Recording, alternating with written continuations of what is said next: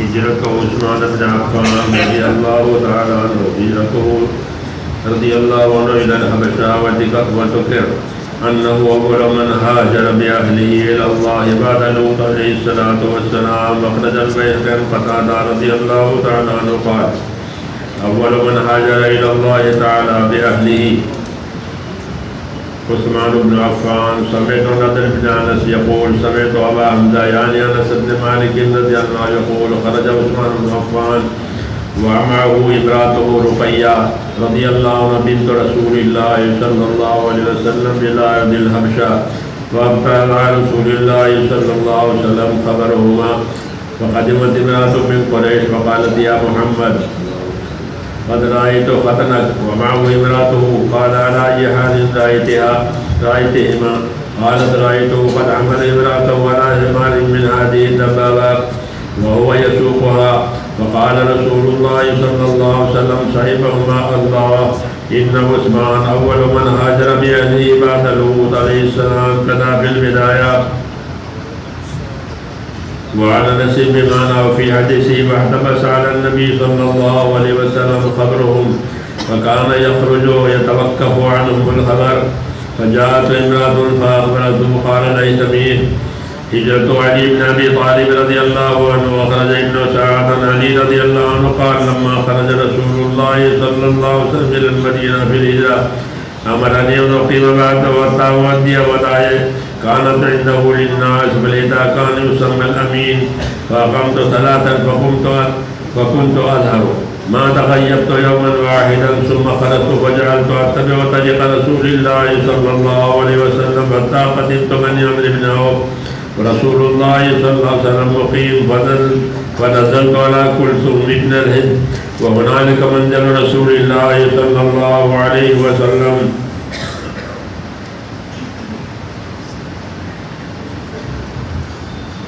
هجرة جعفر بن أبي طالب رضي الله تعالى عنه والصحابة إلى الحبشة ثم إلى المدينة.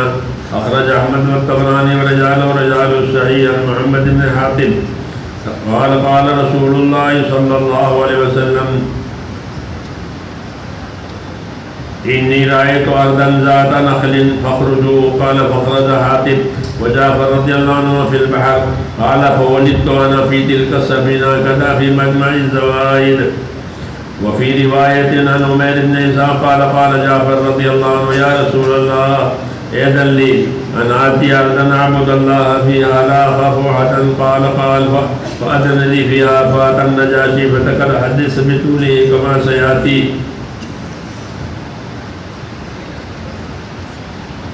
صحابہ کرام کی ہجرتوں کا ذکر ہے. ہجرت فرض ہو گئی تھی مکے سے کیونکہ مکہ دارالکفر ٹھہرا تھا کفر کی جگہ. اس لیے یہاں سے ہجرت کرنا مسلمانوں پر فرض ہو گیا تھا. اس لیے جن جن کو سہولت ہوتی تھی وہ اپنے اس فریضے کو ادا کرتے تھے. اور ہجرت جو ہے بڑی قربانی یہ مہاجرین کے حصے میں ہی آئی. اس کے بعد مکے کی ہجرت ختم ہو گئی. لیکن نصرت کا دروازہ رہا. نصرت کا دروازہ کھلا ہوا ہے قیامت تک کہ لوگ اللہ کے دین کے مددگار بنے, اللہ کے دین کی نصرت کرے اپنی طاقت کے مطابق. جس طرح انصار نے دین کی نصرت کی لیکن نصرت انہوں نے کی ہے ایثار سے, اعلیٰ درجے کی نصرت. ایثار سے نصرت کی ہے انہوں نے. یعنی اپنے حاجتوں کو بھی نہیں دیکھا, راحت کو نہیں, اپنے حاجت کو بھی نہیں دیکھا. حاجت بھی قربان ہو گئی ان کی اور دین کی مدد کی انہوں نے. اس لیے مہاجرین اور انصار یہ دونوں اہم جماعتیں ہیں دین کو دنیا میں چلانے اور پھیلانے کے لیے. بعد کی آنے والی امت کو یہی رہبری کی گئی ہے کہ مہاجرین اور انصار ان سے اللہ راضی ہوا ہے, ان کے راستے پر رہو. یا ایھا الذین آمنوا اتقوا اللہ وکونوا مع الصادقین. اے ایمان والو اللہ سے ڈرتے رہو اور سچوں کے راستے پر رہو. یہ سچے کون ہیں کہ مہاجرین.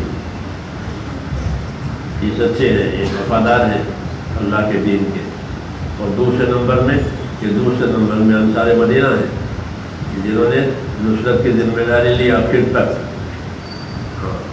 جس میں انہوں نے کافی نقصان اٹھایا، لیکن کوئی شکایت نہیں اور کچھ چاہا بھی نہیں اس کے بدلے میں کہ ہم نے تو یہ کیا تھا، ہم نے تو یہ کیا تھا، ہم تو پرانے حیثیت کہ کوئی حیثیت نہیں، اپنی کوئی حیثیت مانگی ہی نہیں۔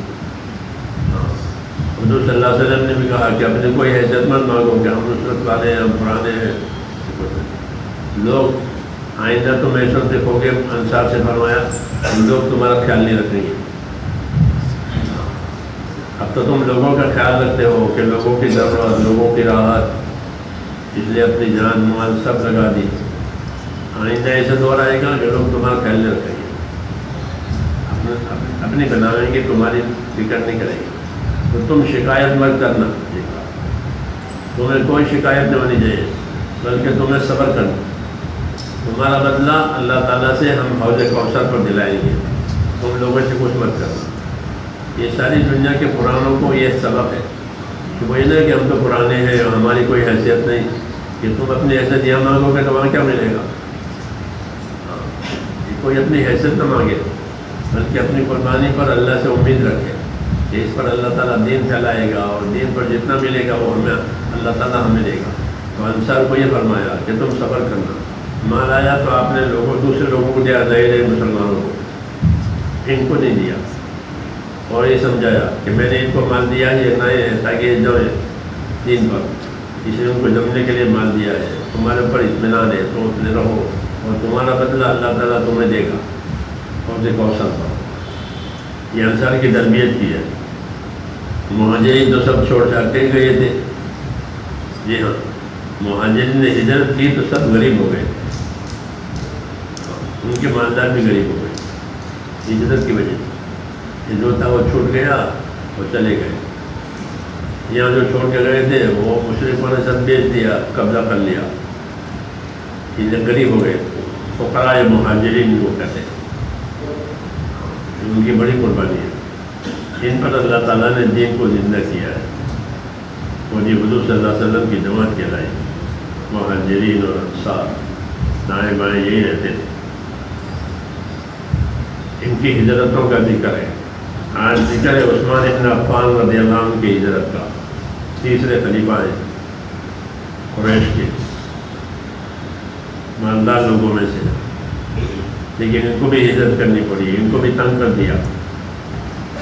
قتادہ کہتے ہیں کہ سب سے پہلے ہجرت کی ہے اللہ کی طرف اپنے گھر والوں کے ساتھ وہ عثمان بن عفان ہے، کہ اپنے گھر والوں کو لے کر کے، ان کے گھر والوں میں رسول صلی اللہ علیہ وسلم کی بیٹی رقیہ تھی، آپ کی نکاح میں، ان کو لے کر کے ہجرت کی ہے۔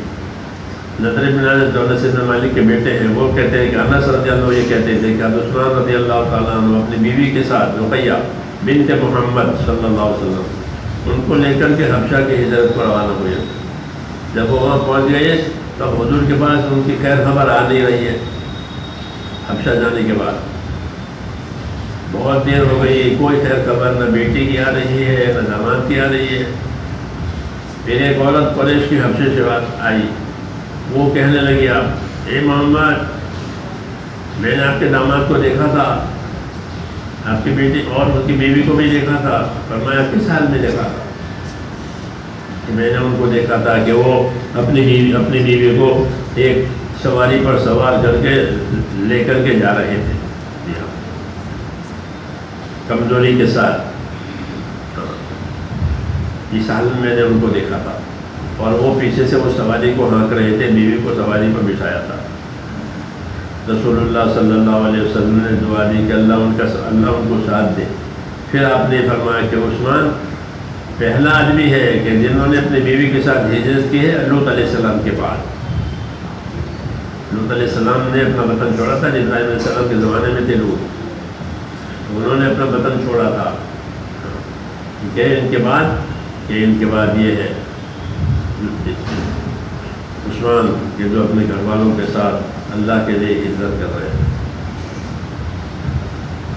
حضرت علی کرم اللہ وجہ کی ہجرت، علی فرماتے ہیں کہ جب رسول صلی اللہ علیہ وسلم مدینہ روانہ ہو گئے ہجرت پر، تو مجھے حکم دیا تھا کہ میں رک جاؤں یہاں آپ کے بعد۔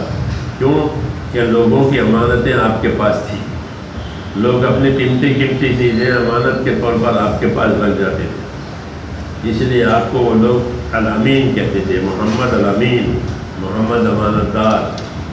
تو میں 3 دن رکا رہا اور میں چھپتا نہیں تھا مدینے میں، مکے میں پھرتا تھا جیسے پھرتے لوگ،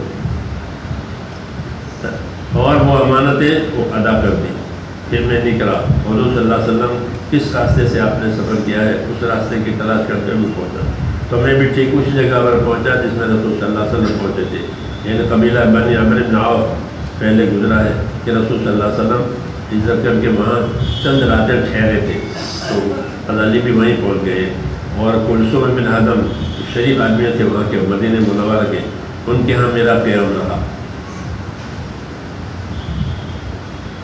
جعفر ابن ابو طالب کی ہجرت، یہ حضرت علی کے بڑے بھائی ہیں، ابو طالب کے بیٹے ابو طالب، جعفر ابن ابو طالب، اور صحابہ کی حبشہ کی طرف دو ہجرتیں کی ہیں لوگوں نے، حبشہ کی اور مدینہ کی۔ محمد ابن حاتب یہ کہتے ہیں کہ رسول صلی اللہ علیہ وسلم نے یہ فرمایا کہ میں نے ایک زمین، ایک ملک دیکھا ہے کہ جو کھجوروں والا ہے، تم وہاں نکل جاؤ۔ تو حاتب کہتے ہیں کہ حاتب اور جعفر یہ لوگ سمندر کے راستے سے حبشہ روانہ ہوئے، ان کے بیٹے محمد ہیں، حاتب کے بیٹے، حاتب قریش کے آدمی ہیں، کہ میں اسی کشتی میں، میری پیدائش اسی کشتی میں ہوئی تھی جس کشتی میں ہم حبشہ جا رہے ہیں۔ اللہ اکبر۔ ایک روایت میں ہے کہ جعفر ابن ابی طالب نے رسول صلی اللہ علیہ وسلم سے عرض کیا، یا رسول اللہ مجھے اجازت دیجیے کہ میں کسی سرزمین میں چلا جاؤں تاکہ وہاں اطمینان سے اللہ کی عبادت کر سکوں اور کسی سے میں نہ ڈروں۔ آپ صلی اللہ علیہ وسلم کو اجازت دی اور وہ نجاشی کے ہاں پہنچ گئے۔ نجاشی حبشے کا بادشاہ تھا، وہ نصرانی تھا، بعد میں وہ مسلمان ہو گئے تھے، تو ان کے پاس یہ پہنچے، نجاشی کے پاس۔ آگے دوسری روایتوں میں اس کی تفصیل ہے۔ اللہم صلی وسلم وبارک علی نبینا محمد وعلی آلہ وصحبہ اجمعین۔ ربنا اننا آمنا فاغفر لنا ذنوبنا وقنا عذاب النار۔ اللہم اقبل بقلوبنا الی دینک واقبل بقلوب جمیع المسلمین الی طاعتک۔ صلی اللہ تعالی علی خیر۔ سبحان اللہ۔ وہ یہ کہ اپنے ایمان کے اور اپنے سامان کی حفاظت کرے، ایمان کی حفاظت کرے۔